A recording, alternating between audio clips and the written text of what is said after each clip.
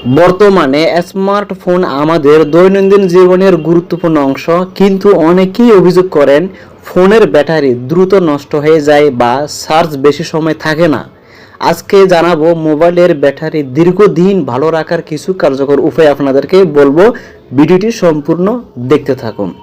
Number 1, 20 থেকে 80% charge rule মেনে চলুন। ব্যাটারি সবসময় 0% পর্যন্ত নামানো বা 100% ফুল চার্জে দীর্ঘ সময় রাখা ভালো না। চেষ্টা করুন চার্জ 20% এর নিচে না নামতে এবং 80 থেকে 90% এর মধ্যে খুলে ফেলতে। নাম্বার 2, অরিজিনাল চার্জার ব্যবহার করবেন। লো কোয়ালিটি বা নকল চার্জার ব্যবহার করলে ব্যাটারি দ্রুত দুর্বল হয়ে যায়। সব সময় ফোনের সাথে দেওয়া বা ভালো ব্র্যান্ডের চার্জার ব্যবহার করবেন। নাম্বার 3, ফোন বেশি গরম হতে দিবেন না।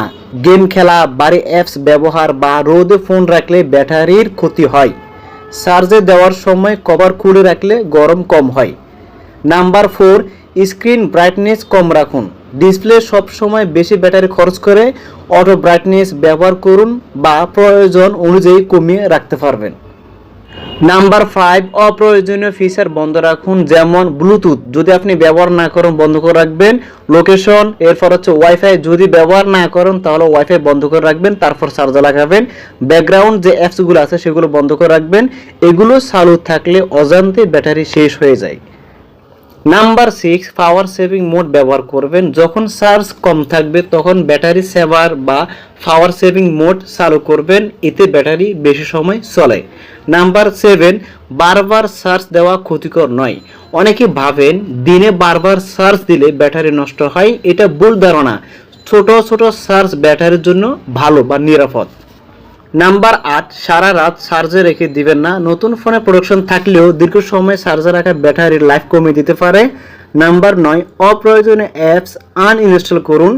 কিছু অ্যাপস ব্যাকগ্রাউন্ডে চলতে থাকে এবং ব্যাটারি খেয়ে ফেলে।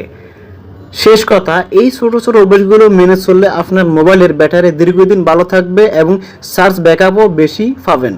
এই ছিল আমাদের আজকের এই ভিডিও। যদি আমাদের ভিডিওটি ভালো লাগে লাইক, কমেন্ট এবং আমাদের চ্যানেল সাবস্ক্রাইব করে আমাদের পাশে থাকবেন।